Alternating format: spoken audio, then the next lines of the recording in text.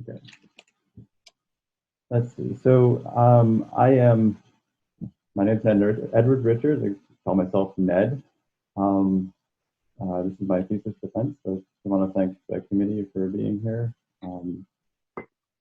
And it's going to be about modeling and analysis of sea surface scatter. I'm going to focus on acoustic sea surface scatter. Anyway, so I chose this picture as the intro because it has a picture of the sunspot on the ocean, which is sort of the optical analogy of what I'm doing underwater with sound, in that if you look at the ocean in the right way, you can see little glints of scatter off of waves, and then when you're far enough away, you just get a sort of a blurry sense of what's going on. But to move into the acoustics, let's see, I have, in the course of my time at SIO, I have been part of 4 submitted works, and I'm going to focus on the first 3 listed here, which are related to acoustic scatter, one of which is a JASA paper, one of which in the current form was rejected, but has a lot of potential for further work, and then a JASA EL, which is currently. To set up my presentation, I'm going to go through some background necessary to understand what I'm discussing, and then talk about a relatively simple scattering surface, which is a sinusoid, and then kind of moving into more realistic rough surfaces. And then I'll move into the experimental analysis using some of the results that we've seen in the numerical modeling, and then talking about where this can go further. So, but to start with the basic motivation, while this doesn't really talk too much about underwater communications, the measurements taken were motivated by understanding the underwater communication channel. Underwater communication is a wireless communication. It's underwater, it's electromagnetic waves, which are used in wireless communication in day-to-day life, don't propagate very far, and so acoustics is what is used to carry information underwater. So the schematic down here shows a bunch of robots communicating with each other, which is great in theory, but in practice is actually relatively hard to do because of how complicated the channel is. And so in some conditions, the sea surface scatter, which is what I'm going to talk about, is a significant player in determining the acoustic channel. So that's what we're going to be looking at. So to begin with, I started a long time ago, 2011, as an intern on Scripps, and I was participated in the Cam 11 experiment, which is a view of the ship operations, a lot of stuff going on. I was, as an intern, mainly responsible for this pugger here, so I just picked things up and put them down with that. But basically what this experiment was intending to do is to measure a bunch of different channels and in a bunch of different geometries. And so I'm going to talk about one particular geometry that showed interest in sea surface scatter. Okay, so what is the channel? It's a theoretical concept that you try to measure in the real world. But basically, you have, in theory, you put a signal out into the world, it propagates through some kind of medium, and then it's received elsewhere, and it's been changed by its propagation through that medium. What we're trying to do is measure simply the medium itself, so the channel itself. And so in theory, you use a function called the delta function because of this identity that I'm showing here, which is if you put a delta function into a channel, you get the channel out. The delta function is pictured as a lollipop. It is not actually physically realizable, but the way you look at it is whatever signal you do put into the channel, you get one copy of that for each of these lollipops. There are ways of trying to get close to this find an infinitely short and very high amplitude signal. One of the more brutal ways is to throw explosives into the ocean. Though in this experiment, we are just using throw signals that have relatively short time duration or have the property that autocorrelation is short. But I'll talk about that more later. But for the moment, when you see this kind of short squiggle, think of that as one of these lollipops in numerical design. Okay, so the experiment that really motivated everything, really kicked off all of this, is the CAM11 experiment. But in particular, one of the deployments that used two tripod stations. And so these are station 7 and station 5 shown in top view. They were recorded in the middle on this research vessel with a hydrophone deployed off the deck. And the waves are shown, direction of wave travel is shown here, roughly in line with the acoustic propagation. And so this created a condition which was originally called reciprocal, in that the waves are moving in one direction. The transmissions are either going against the direction of wave travel or in the direction of wave travel. And you can basically think of both stations as being roughly the same, even though there's some differences in their geometry. There was a measured sound speed profile shown here. It's roughly, this is depth and this is sound speed. And so to have a minimum at low makes a downward refracting environment. But I'm going to model this as iso speed because the range is relatively short. And finally, there was a measured sea surface spectrum. For a long time, what I'm going to do is just pull out this peak length here, which is 70 meters wave. This is frequency on the bottom, so it doesn't tell you the wavelength or the relationship at will. And then this is the amplitude of each of those energies. And so in here is around 70 meter wavelength. I'm going to use sinusoids for that wavelength to sort of talk about the results moving forward. And I'm going to be focusing mainly on this experiment, station 7 to the RV. Okay, so what do you expect to see? In a very basic communication channel, this is the most simple way of thinking about it. You have reflections off the top and the bottom. So when you send out a signal, you not only get the direct path, but you also get bounces from the surface, from the bottom, and I'm showing here the bottom surface bounce. They all have different delays. The shortest is the direct path, and then each path with more and more bounces takes longer and longer. And so each of these delays, once again, is a lollipop, in that whatever signal you do send out, you get a copy of it. And what we're going to do is we're going to work on just focusing on the surface bounce as much as we can. In the experimental data, we're going to have to pull out the surface and the bottom bounce because they're very close in time. And we're basically just going to cut out a lot of this channel to just focusing on those arrivals. Okay.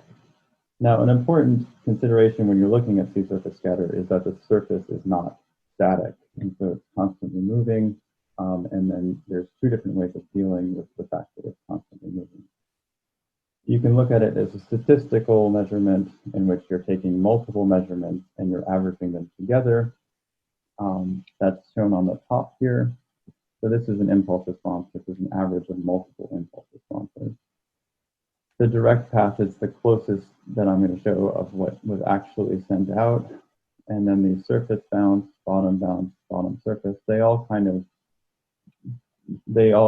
blur out what you sent. And so they have these longer tails which are related to some of the scattering practices. However, in a sort of it's a newer field, deterministic scatter is where you're trying to look at actually the features that you see when you just take a lot of measurements over and over again. So this is in ping number. This is just that we send out a bunch of impulse responses. And as a sinusoidal surface moves over the experimental geometry, you get these different results for the same transmitted signal. And then the structure is what's known as a deterministic structure, and it has a lot to do with instantaneous acoustic communication performance. So we're going to be studying this kind of structure in the impulse response measurement. Okay, where does the CAM11 fit in with previous experiments? It sort of straddles what people have been doing before. So what I'm going to show on the top is an experiment by Peter Dahl. And basically the geometry is very similar to that of CAM11 in that it's about 500 meters long. It has a downward refracting profile, not exactly the same, but very similar. And so you can expect this impulse response to be in many ways similar to that we see in the Camp London experiment. I haven't shown you the sea surface spectrum, but outside of that, I'm sure it's relatively similar. This is an at-sea experiment. So it would be interesting to look at these, but the things that they're sending out are relatively narrow band, and they wait a long time between each transmission for statistical reasons. So it's actually relatively hard to compare these two experimental techniques. The other one is deterministic studies, which is what this is. But a lot of the previous studies have been focusing on relatively short transmissions. I'm showing you one here published by Wallstead and Dean, where the distance between source and receiver is about 66 meters, and the dominant wavelength is on the order of that distance. And so you're going to see very different physics when you have one dominant wavelength between the source and receiver, and when you have multiple wavelengths, which is the Camp London experiment. Okay. So what are we going to expect to see? I'm going to show a very simple surface, which is a sinusoid, as you see there on the left. So this is the actual geometry. So this is Z and x-axis. This is the sea surface. These perturbations are actually very small compared to the overall geometry, so you have to really zoom in to see the fact that there is a surface wave. But as it moves across the surface, it has this effect of significantly changing this surface interaction path. These lines shown here are rays or eigenrays, so the angle of incidence is equal to the angle of reflection. So they are sort of the first pass at understanding what's going on. And I'm showing you three different positions of the sea surface wave. It's hard to see that this is in fact different positions because they're small differences, but they make very different impulse response measurements. One of the biggest differences is the number of eigenrays changes from 5 to 3 back to 5. And the amplitudes of each of these eigenrays changes a lot in that process. Okay, so what we're going to be doing is not in fact looking at sort of one at a time impulse responses. What we're going to be doing is taking a lot of impulse responses repeatedly and stacking them and looking at the progression over time. And so what I'm showing you here is this time varying impulse response measurement. The bottom axis is currently wave phase, but it will be replaced by experimental time. This is delay, and so each of these impulse responses is in fact a vertical slice on this presentation. I'm showing you the position of the 3 vertical slices that I'm showing here. So in A, you have 5 impulses, eigenrays. In B, you have 3 eigenrays, and then in C, you have 5, even though 2 of them are imaginary very close and hard to detect. So now the thing I want to mention, it's really important, is that the fact that you have different depths in source and receiver made very different patterns for the downgoing and upgoing sloping arrivals. So this asymmetry will keep playing out in the measurements. So it's important to note that this length is not the same as this one. Okay. So what I'm going to show is now experimental measurements. So the test geometry, I'm reminding you again on the top, and then the bottom are the 2 experimental measurements I'm talking mostly about. So at the left panel is the station 5 to RV transmission. These 2 dark bands are the nominal surface bound survival and the nominal bottom surface bound survival. As I said, we can't actually separate them in time, they're too close. And then the right panel is the station 7 to Philadelphia transmission. You can see the 2 arrivals as well. And so what strikes you immediately about these receptions is, once again, they're asymmetric in that they have these long striations, and the striations are different depending on the transmission you're talking about. And then this is going to be related to the direction of wave travel. I will talk more about this. I will expose the mystery in a couple of slides as to why these striations are the way they are. But basically, you have the foundation already. Okay. So what I'm going to talk about is how do we actually solve for scatter. And I'm going to use the sinusoidal surface because it's the simplest surface, and I'm going to be talking about a lot of complicated ways of solving for scatter on this simple surface. So this is what I spent my first paper talking about almost exclusively. So what we have is a bunch of choices to how to solve this thing. And so I've already talked about the approximate eigenarray solution. There are other approximate solutions. There's the Kirchhoff approximation, which I'm focusing on a lot, and then the flat surface reflection, which is that you ignore the fact that there's any wave from the surface and you just pretend it is a single surface time. I'm going to be confirming or denying. I'm going to be talking about these approximations using exact reference solutions to tell you how well they're doing and in which choice of approximate solution is most appropriate. There are two different ways that I'm going to talk about doing this. One is periodic scatter formulation. I'm not going to talk about the implementation of it, but these are really good for things like sinusoidal surfaces because the surface is periodic. And then later on, I'm going to be talking about rough surfaces, and I'm going to be talking about the Helmholtz integral equation solutions, which can deal with rough surfaces a whole lot better.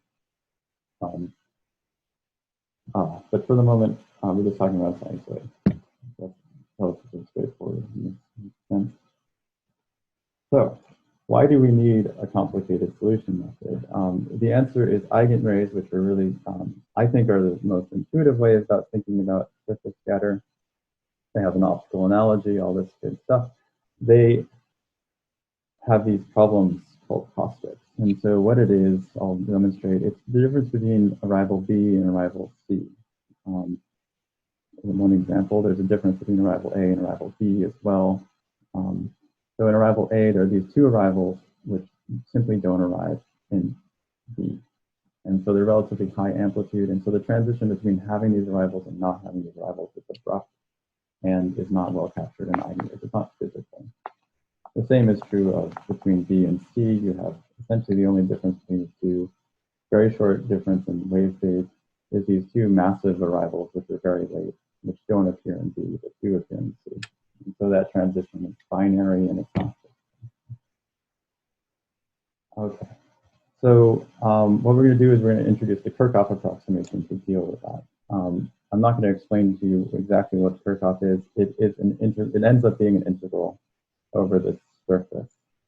Instead of talking about the integral, what we're going to talk about is the stationary phase approximation of it, which can be represented as this curve at the bottom, which is the travel time curve. And so this is delay relative to the bounce, the single bounce that is an eigenray on a flat surface. And so what each of the points on this curve are is you draw a line to the surface from the source and then a right line to the receiver, and you figure out the delay of that path. Most of these paths are not physical, and so they won't actually end up being significant. The paths that are most significant are the ones that are stationary points, which means that they're either a local maximum or a local minimum, and they've been indicated here with dots. However, the Kirchhoff approximation smoothly transitions between having local maximum and minimum and being very close to having local maximum and minimum. And so that's this position over here, which is a flattening of the curve, but is not actually a local maximum or a local minimum. And so it does not have an eigenray, but it does have a contribution from the Kirchhoff approximation. And so that smooth transition is really its bonus. Okay, so I'm going to show you what the Kirchhoff approximation looks like as the surface moves, because it is important to remember that the surfaces are moving. The top here is this impulse response that I've been talking about. So over time, this is going to evolve. It's going to have this vertical line, which is indicating where in time we are when I'm showing you this eigenray diagram, and then this travel time curve. I am drawing attention to transitions in eigenray number. So as you watch in these places, there will be a transition between 5 eigenrays and 3 eigenrays, and there will be an associated caustic. So I'm going to play this. And so what you're seeing, and these are the eigenrays are appearing, they're evolving as the C surface is moving, and then right around here, they're going to coalesce and disappear. And in those coalescing, there's these very high amplitude arrivals, but there is a smooth transition between having an eigenray and not having an eigenray. And it's more apparent here, where the eigenray actually appears there, but there's this long tail before the eigenrays are there, and that's smoothly handled by the Kirchhoff approximation. And as you see down here in the travel time curve, you can get flattenings of the travel time curve, which are contributing to the surface impulse response, but don't have eigenrays. This is a good example. And then you have the eigenrays. So it's a way of smoothly dealing with eigenrays. Okay. So that is the big advantage of the Kirchhoff approximation. It is still an approximation. And so what I'm going to do is, in this demonstration, I'm going to show you when you can use the approximation and when you can't. And the biggest issue with the Kirchhoff approximation is when you move out to longer ranges, multiple scatter becomes important. If there's more than one bounce on the surface, and shadowing effects, which is when one portion of the surface blocks another portion of the surface. Okay, but really what you need to know about the Kirchhoff approximation is it's good at short ranges and less good at long ranges. And so I'm going to demonstrate this first with experimental setups and then with simulation. Okay, so one of the early deterministic scatter studies was done by Pressig and Dean off the script here in the surf zone. And this is a very short range. It's about 40 meters shown here. This shoaling is because we're in the surf zone. The depth is about 8 meters, and there's approximately, once again, one surface wave between this hydrophone and the receiver. And what this is doing is this is the impulse response over time. These are the direct and bottom bounces. They don't move much, but the surface bounce is moving all over the place. And this is a sign that basically there's just one wave there, and so as it's moving up, these delays are moving up, and as it's moving down, delays are moving down. This is really good for the Kirchhoff approximation to handle. Okay, they didn't use it in this experiment, but they've used it since in very similar experiments. We now move into the CAM11 geometry. The difference here is that you can no longer see the effect of a single surface wave on this nominal arrival time. There's still this sort of dark band. They don't move very much. That's because you have a whole bunch of interactions going on that are in this early arrival structure, this kind of soup right after the main arrival, that are very hard to pull apart, but basically end up trending towards creating a relatively stable arrival. And once again, the CAM11 has roughly five surface wavelengths. So there's a lot of more space for there to be these surface interactions. Okay, the limit of long range, once you go far enough away, you get into flat surface reflections again. And so, you know, this is the optical analogy where basically this pond is acting like a mirror. And I don't have experimental demonstrations of this, but a lot of the setups in CAM11 are like this. So at least in that experiment, you had to look kind of hard to see surface scatter. This is why in so much of the ocean acoustics we get to assume that there's a flat surface, which is a relatively common approximation. So what I'm going to do is I'm going to demonstrate this transition between these range sort of regimes using a sinusoidal surface and numerical simulations. What I'm showing you on this vertical axis is source distance. So the distance between the source and receiver, I'm holding everything else the same and just stretching out the horizontal distance between source and receiver. And I'm comparing the exact result on the left side to the Kirchhoff approximation on the right side. And what I'm trying to show here is that at short ranges, there's a good agreement between the Kirchhoff approximation and the exact result. In this test setup around 200 meters, it begins to break down. The Kirchhoff approximation generally overestimates scatter in the intermediate ranges. And then at very long ranges, around 600 meters here, the exact result has converged to essentially an image solution. You get just one of these arrivals. The Kirchhoff approximation takes a lot longer to converge, and it has a bunch more of these results. So you do need a numerical solution if you're going to try to like get this exact to compare what's going on. But in a lot of cases, you can use approximate solutions to get very close to the same thing as the exact solution. And that's really nice because the exact solution is hard to compute.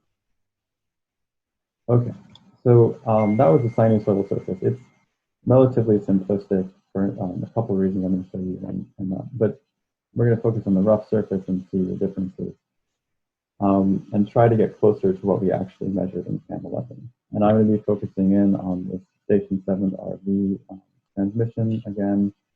And on the right here, I am showing you the actual measured wave spectrum, an approximation of it using Gaussian spectrum, and then simply a 70-meter wavelength, which is this smaller top.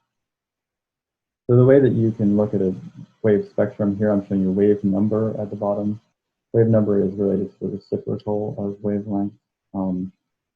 At a wave number of 1, you have about a 6-meter wavelength. At a wave number of 0.1, it's about 60 meters. So the difference between the Gaussian spectrum and the CAM 11 spectrum is mainly that the Gaussian spectrum cuts off all of the stuff above 6 meters, shorter than 6 meters. And that's going to be, it's actually going to be relatively important. So this is beginning to show how important it is to actually add some of these additional wavelengths beyond just this lollipop here, which is what I've been talking about previously, as you try to move towards experimental results. And then these results were computed with a method that I've described in chapter 3 of my thesis. It is using an integral equation. Okay, so why do we need these additional complications of having more wavelengths? What I'm going to show at the bottom here is when you have a realistic height to your sinusoidal surface. I've never told you what sinusoidal length I was using. It's 3 meters, which is relatively large for the ocean. And so, but I did that because I was trying to emphasize some of the features that you do see in the experimental results. When you use a more realistic 1.6 meter wave height, you get much less scatter, which is going to be shown here in the exact solution. So what I'm going to do is I'm going to compare 3 different solution methods. I've talked about all of them before. There's the eigenrays on the left, the Kirchhoff in the middle, and the exact solution on the right. And the latest delay in this realistic sinusoidal surface is about 2.5 milliseconds, which is much less than the measured data. For the sinusoid here, it's important to note that there's almost no difference between Kirchhoff and the exact solution, but there's once again a difference between eigenrays with a sharp cutoff related to. Okay, so as we put this more rough stuff onto the surface, so the Gaussian surface is a transition between the sinusoid and the CAM 11 measurement, you get a whole lot of more scatter. So I had to increase the delay axis here to 60 milliseconds in order to show a lot of these scatter arrivals. And as you're comparing these 3 solutions, you begin to see more differences. You get more late scatter in the Kirchhoff. They're still relatively similar between the Kirchhoff and the exact solution. What you do, what's peculiar is that as you compare these, you see that you are getting these late scatter arrivals with downward slopes, but you're also beginning to emphasize upward sloping arrivals, which are not as apparent in the measured results and haven't been previously discussed in literature. Okay, but what happens when we go all the way to the CAM 11 spectrum? It kind of blows up in some ways. You get a whole lot more of these upward sloping arrivals, which are not predicted, which are not experimentally obvious in these results. It is interesting that you're getting a whole lot more structure, but it's kind of not the structure you were looking for. You want more of this downward stuff. But it still is showing you how important these relatively short wavelengths are on the scatter results.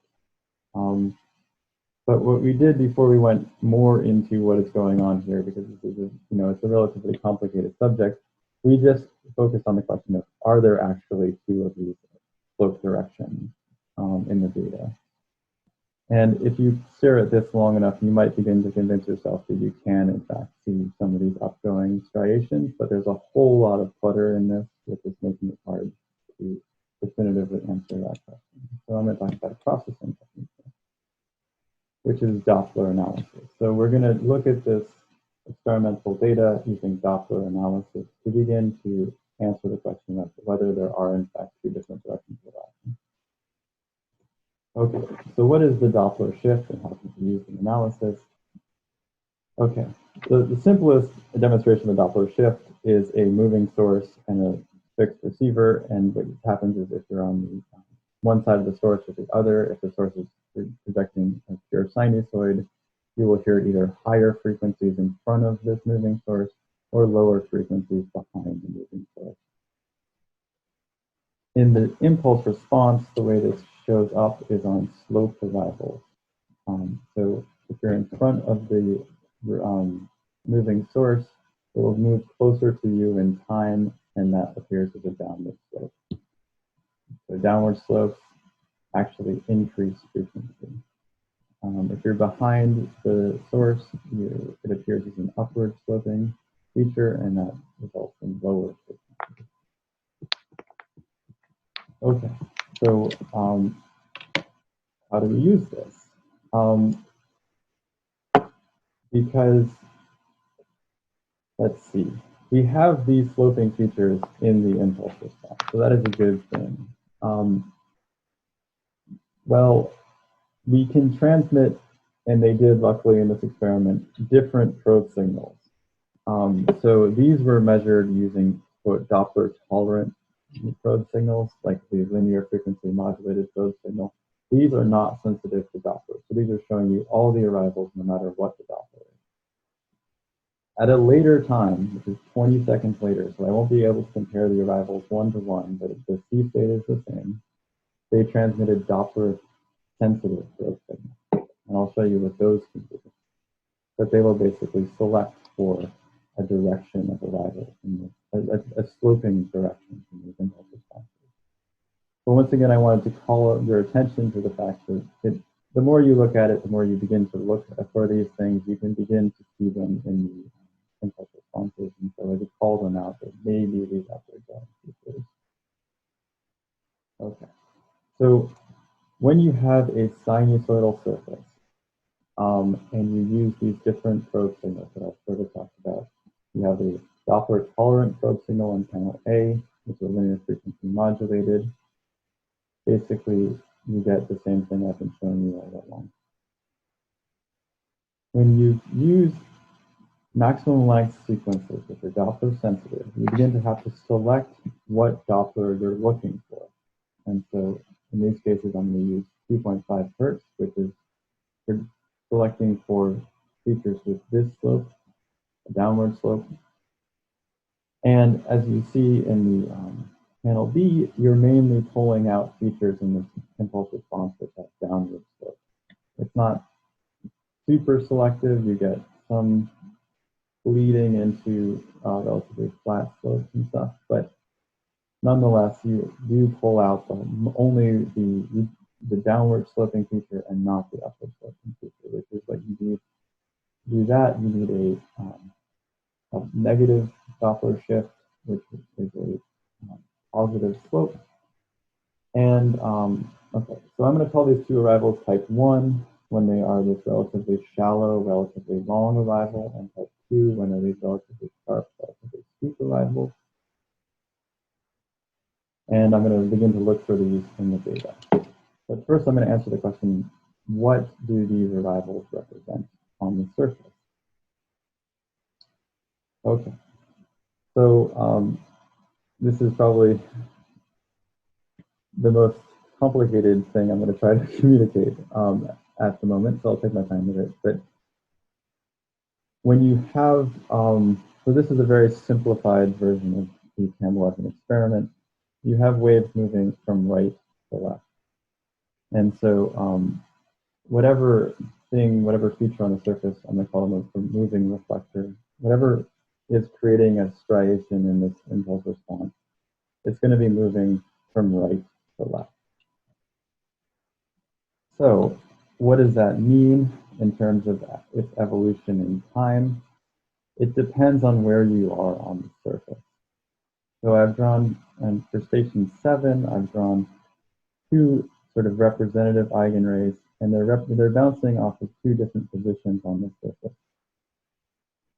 When you look at this bottom panel, it is two different travel time curves. On the left is the station 5 travel time curve, and on the right is the station 7 travel time curve. Well, for the moment, I'm going to focus on station 7. So we have features that are whatever they are picking up a scatter event and they're moving it along the surface from right to left.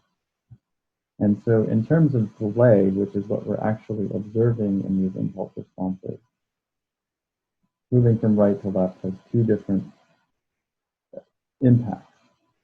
So when you're in this part of the travel time bowl, which has got a down slope, I'm calling it the type 1 portion of the travel time bowl, when a reflector moves from right to left, it moves to earlier delays. And so that's going to be a particular Doppler shift. When you're over here in this part of the travel time bowl, moving from right to left moves you to later delays.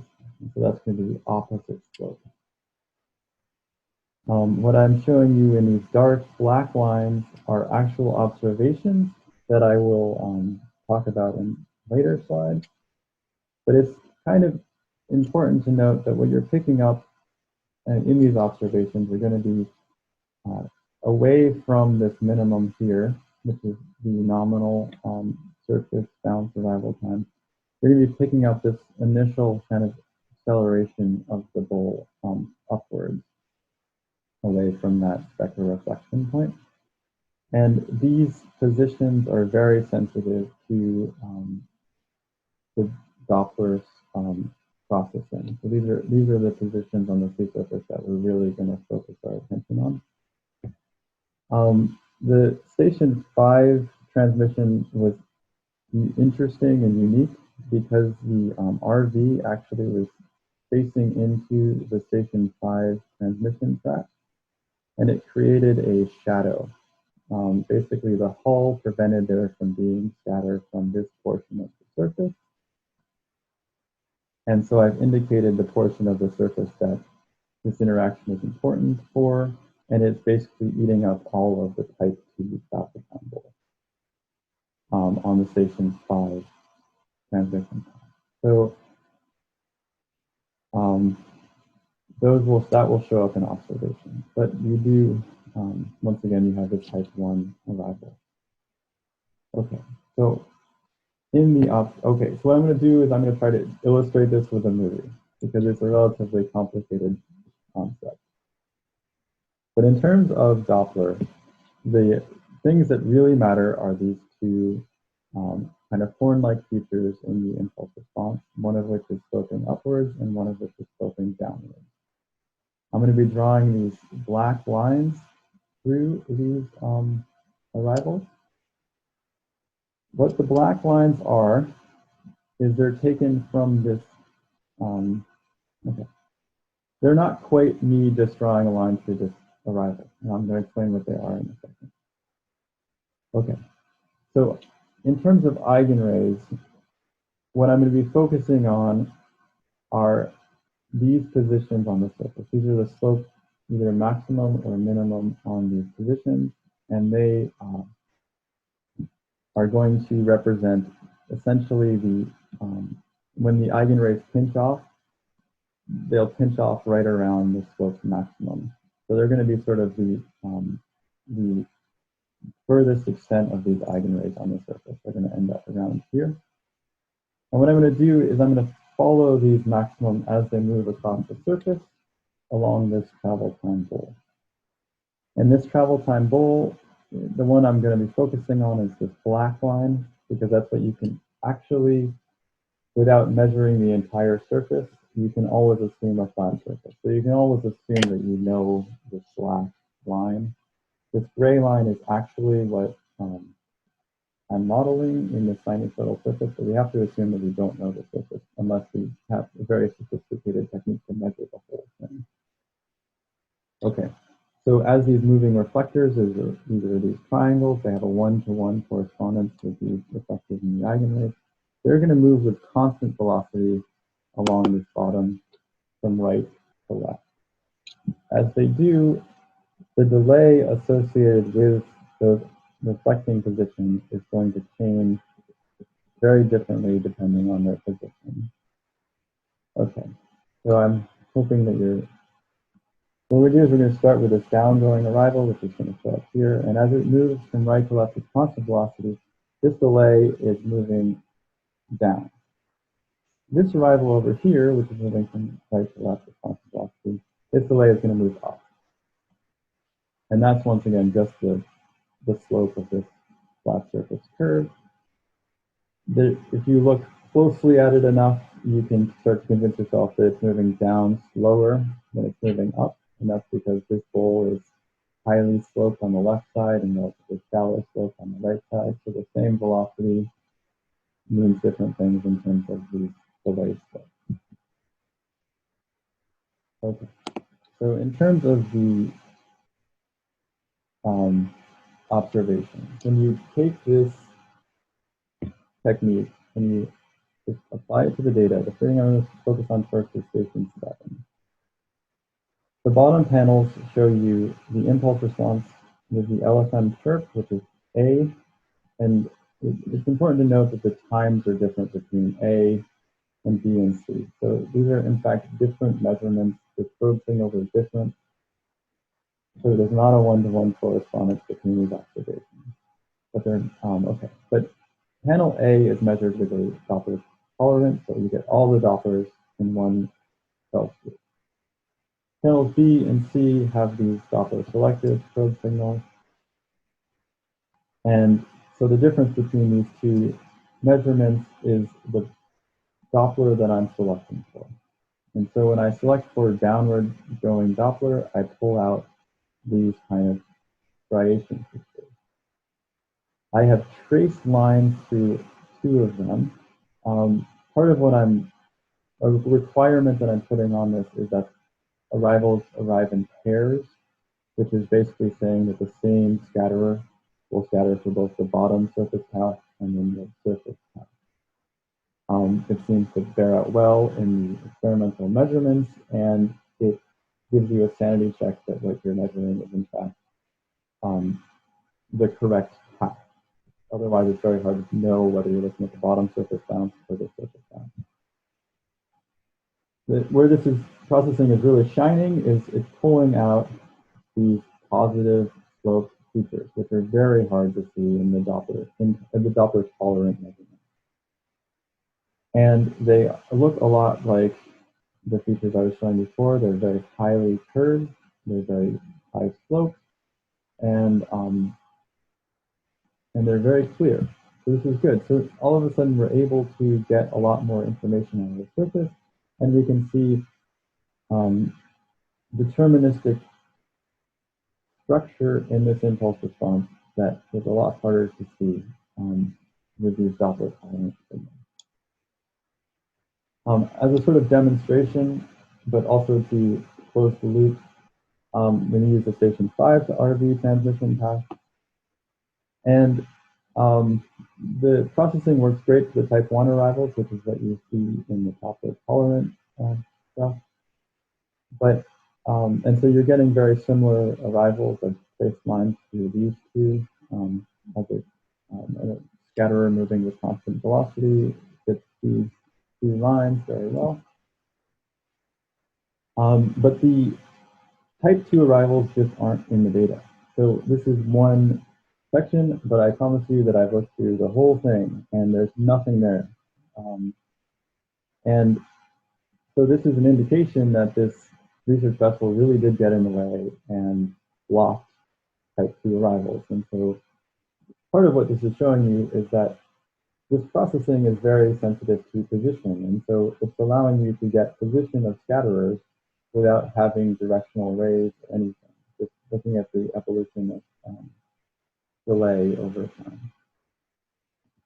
Okay, so that's my research.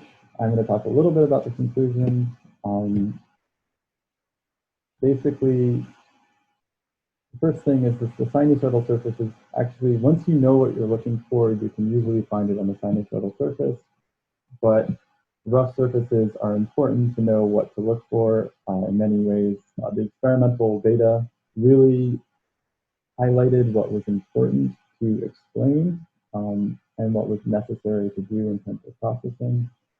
But future work, it would be really nice to get a much better uh, way of recreating experimental results with rough surfaces.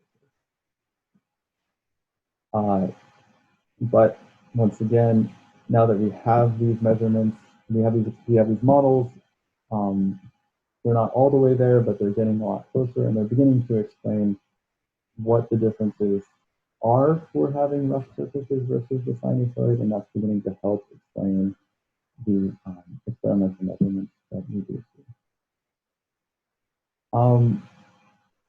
And so I guess one of the really exciting things about this is that after spending so much time developing numerical models, you can shift pretty quickly over to experimental analysis once you really know what you're looking for, and it was great to find it. And so I don't quite know what to do with these results exactly, but there seems to be a lot of potential to talk more about what these scatterers are on the surface and to localize them in experimental data results and move on from there.